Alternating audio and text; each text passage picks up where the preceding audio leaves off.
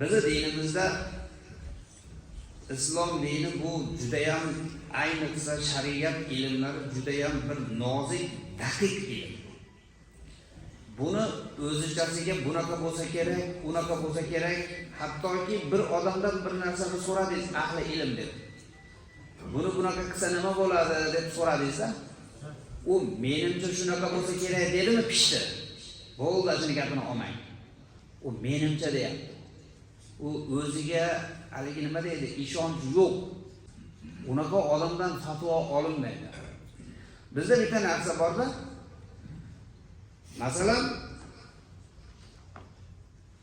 oq xalat kiyib olgan odamlar vrach bo'lavermaydi-da. Undan so'raladi, sen qaysi tibbiyot fakultetini bitirgansan, seni sohang nima?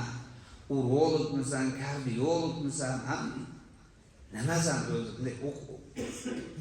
Ana innaki biror tabib desanglar yugurib ketavermaydi-da. Xuddi shunga o'xshab din ilmini ham u soqol qo'yib turiblar, halidaqa uzun anaqa kiyimlarni kiyib olsanglar moda bo'lib qolmaydi u. Uni so'rash kerak-da, to'xta, sen qaysi universitetni bitirding? Qaysi institutni bitirgansan? Nima bo'yicha o'qigansan? Hattoki shariat ilmlari ham ko'p. Aytmoqchi bo'lganim, bir narsani bir odam so'rayotganida o'sha narsani mutaxassis bo'lishi kerak. Palonchi mana qiladi. Ba'zilar internetda o'sha ko'rib olgan ro'lga ishonib ketaverar ekan. Voy, bu o'zi kim bu fatvo aytayotgan odam? Bu o'zi qayerda, bu kimni bolasi deb aytib so'ramas ekanda. Shunaqa odamlar bor ekan. Shuning uchun mana bu oyat-i karimada siz bizni agar bir narsada Alloh va rasuliga va o'zingizlardan bo'lgan olim ulamolaringizlarga ergashinglar.